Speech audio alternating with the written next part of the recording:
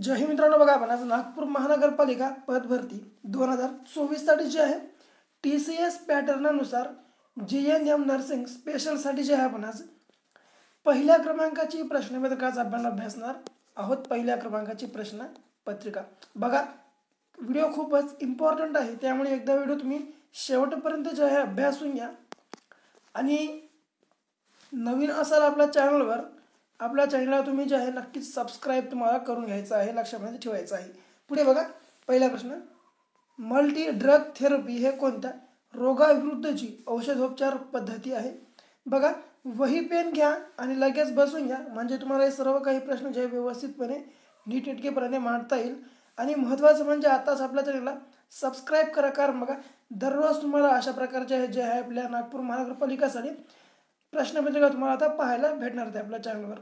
तर बघा, multi drug therapy हे कोणत्या रोगाविरुद्धची औषधोपचार पद्धती आहे? लक्षामध्ये घ्या, क्षयरोग हे या प्रश्नाचे योग्य आन्सर आहे। पुढे, मानवाच्या शरीरात सर्वात लहान आकाराचे हाड असलेला अवयव कोणता आहे? तर लक्षात घ्या, बघा मानवाच्या शरीरामध्ये सर्वात लहान आकाराचे जे हाड आहे बघा, ते हाड असलेला अवयव कोणता असा प्रश्न विचारला तर या प्रश्नाचे आपले योग्य आन्सर पर्याय क्रमांक ब कान हे आहे। पुढे, निकट दृष्टिता हा दोष खालीलपैकी कोणत्या भिंगांच्या सहाय्याने सुधारता येतो?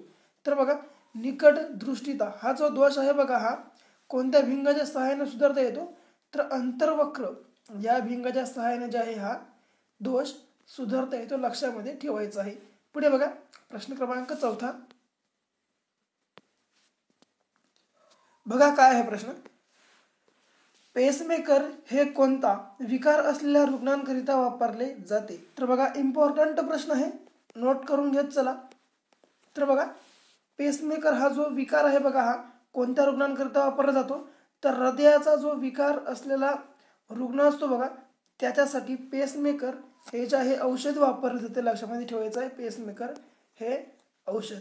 पुढे, चंद्रकांत मांढरे कला संग्रहालय कोठे आहे? बघा, चंद्रकांत मांढरे कला संग्रहालय कोठे आहे असा प्रश्न विचारला तर आपल्या प्रश्नाचे योग्य आन्सर बघा पर्याय क्रमांक कोल्हापूर हे आहे। बघा, कोल्हापूर हा गुळाचा जिल्हा आहे, लक्षात घ्या, कोल्हापूर हा गुळाचा जिल्हा आहे। आणि या ठिकाणी बघा गुळ संशोधन केंद्र आहे, लक्षात घ्या, गुळ संशोधन केंद्र सुद्धा या ठिकाणी आहे बघा, लक्षामध्ये घ्या, गुळ संशोधन केंद्र। अहमदनगर हा बघा आपल्या महाराष्ट्रातील 2011च्या जनगणनेनुसार सर्वाधिक क्षेत्रफळाच्या दृष्टीने सर्वात मोठा जिल्हा आणि सर्वात जास्त विहिरी असणारा जिल्हा आहे बघा, सर्वात जास्त विहिरी असणारा जिल्हा हा अहमदनगर हा जिल्हा आहे। नागपूर हे आपल्या महाराष्ट्राची उपराजधानी, यासोबतच आपल्या भारताचे मध्यवर्ती ठिकाण नागपूर आहे, लक्षामध्ये घ्या। नागपूर हे नाग या नदीच्या ठिकाणी वसलेलं शहर आहे, नाग या नदीच्या ठिकाणी। पुढे, सोलापूर हा चादरांचा जिल्हा आहे, लक्षात ठेवा, चादरांच्या साठी प्रसिद्ध असणारा जिल्हा कोणता? तर सोलापूर, लक्षामध्ये ठेवायचा आहे। पुढे, 6वा प्रश्न बघा काय आहे, सोलापूर विजापूर हुबळी हा राष्ट्रीय महामार्ग क्रमांक किती आहे? तर बघा, सोलापूर विजापूर हुबळी हा जो राष्ट्रीय महामार्ग आहे हा क्रमांक किती? तर लक्षात घ्या, क्रमांक 13 आहे, लक्षामध्ये घ्या, क्रमांक 13 आपल्या प्रश्नाचे योग्य आन्सर आहे। बघा, असा सुद्धा प्रश्न विचारत होता की आपल्या भारतातील सर्वात मोठा राष्ट्रीय महामार्ग क्रमांक कोणता? तर बघा, आपल्या भारतामधील सर्वात मोठा राष्ट्रीय महामार्ग क्रमांक जर विचारला तर ते बघा आहे 44 हा, लक्षात घ्या, 44 तर काय NH 44 लक्षामध्ये ठेवायचा बघा, नॅशनल हायवे 44। पुढे, महाराष्ट्राच्या राज्यफुलाचा रंग कसा आहे? तर बघा, आपल्या महाराष्ट्राचा राज्यफूल हा बघा मोठा तर लक्षामध्ये घ्या,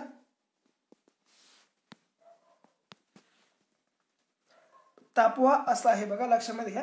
तर बघा, याचे जे रंग आहे बघा कसा आहे, तर त्याचा रंग लालसर जांभळा असा आहे बघा, लालसर जांभळा।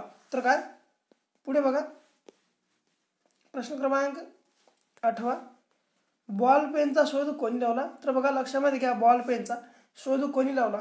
तर या प्रश्नाचे आपले योग्य आन्सर काय असणार आहे? तर पर्याय क्रमांक बिरो ब्रदर्स या नावाच्या व्यक्तीने जे आहे बघा बॉल पेनचा शोध लावलेला आहे, लक्षात घ्या, बॉल पेनचा शोध. पुढे नागपूर हे शहर कोणत्या नदीकाठी वसलेले आहे? तर आत्ताच चांगलं बघा, नागपूर हे शहर नाग या नदीकाठी वसलेले शहर आहे बघा, नाग या नदीकाठी वसलेले शहर. बघा गोदावरी नदी या काठी नांदेड, पैठण, नाशिक इत्यादी शहरे जे आहेत बघा गोदावरी नदीकाठी वसलेले आहेत. आणि मुळा या नदीकाठी बघा पुणे हे शहर जे आहे बघा मुळा व मुठा या नद्यांच्या संगमावर बसलेले शहर आहे, म्हणजेच मुळा या नदीच्या काठी बघा पुणे हे शहर आहे, लक्षामध्ये ठेवूया, पुणे हे शहर आहे. पुढे 10वा पैठणला डॅश डॅश काशी म्हणतात. तर बघा पैठणला बघा काय म्हणतात, तर बघा पैठण या शहराला जे आहे दक्षिणेची काशी म्हणतात, लक्षात घ्या, दक्षिणेची काशी. पुढे एअर इंडियाची स्थापना कधी करण्यात आली? अत्यंत इम्पॉर्टंट प्रश्न आहे, पाठ करा. तर बघा एअर इंडिया जे आहे बघा AI, तर AI ची स्थापना कधी करण्यात आली बघा, तर लक्षामध्ये घ्या बघा याची स्थापना ही 1948 मध्ये करण्यात आली बघा, 1948 मध्ये. पुढे यारदांग हे भूरूप कोणत्या प्रदेशात आढळते? तर बघा यारदांग हे जे भूरूप क्षेत्र आहे बघा, हे भूरूप क्षेत्र वाळवंट या प्रदेशामध्ये आढळत असते, लक्षात घ्या, वाळवंट या प्रदेशामध्ये. पुढे चंद्रग्रहण कोणत्या दिवशी होऊ शकते? तर बघा इम्पॉर्टंट प्रश्न आहे. तर बघा चंद्रग्रहण कोणत्या दिवशी होऊ शकते? तर लक्षामध्ये घ्या, या प्रश्नाचे आपले योग्य आन्सर पौर्णिमा असणार आहे बघा. पौर्णिमेच्या दिवशी जे आहे बघा चंद्रग्रहण घडू शकते, चंद्रग्रहण पौर्णिमेच्या दिवशी घडू शकते. तर सूर्यग्रहण कधी घडू शकते असा प्रश्न विचारला, तर सूर्यग्रहण बघा हा अमावस्याला घडत असतो, तर चंद्रग्रहण हा पौर्णिमेला, लक्षामध्ये तुम्हाला ठेवायचं आहे.